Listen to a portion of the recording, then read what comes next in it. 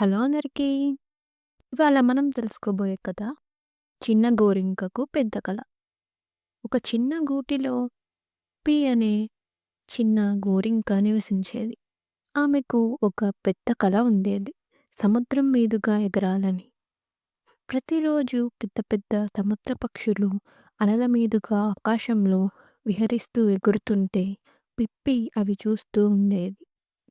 నేను అంత దూరం ఎగరలేను కదా అని కొంచెం బాధపడేది. ఒకరోజు భారీ తుఫాను వచ్చింది. బలమైన గాలికి పిప్పి గూడు ఊగిపోయింది. ఆమె గూటి నుంచి కింద పడిపోయి భయంతో వణికిపోయింది.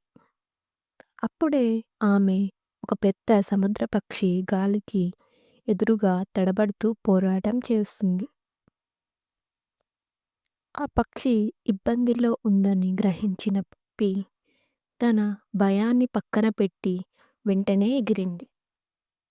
తన చిన్న శరీరాన్ని ఉపయోగించి గాలిని తప్పించుకుంటూ ఆ పెద్ద పక్షిని సురక్షితంగా దారి చూపించింది. ఆ సముద్ర పక్షి పేరు గాయ. ఆమె చిరునవ్వుతో పిప్పిని చూసి చెప్పింది, "నువ్వు చిన్నదానివైనా సరే, నీ రెక్కల్లో గొప్ప శక్తి ఉంది. నీ కల ఏంటి?" అని అడిగింది. పిప్పి తన సముద్రం మీదుగా ఎగరాలనే కలను చెప్పింది. గాయ మృదువుగా నవ్వి, "అయితే మనం కలిసి ఎగురుదాం" అని అన్నది. గాయ మార్గనిర్దేశంతో పిప్పి సముద్రం మీదుగా ఎగిరింది.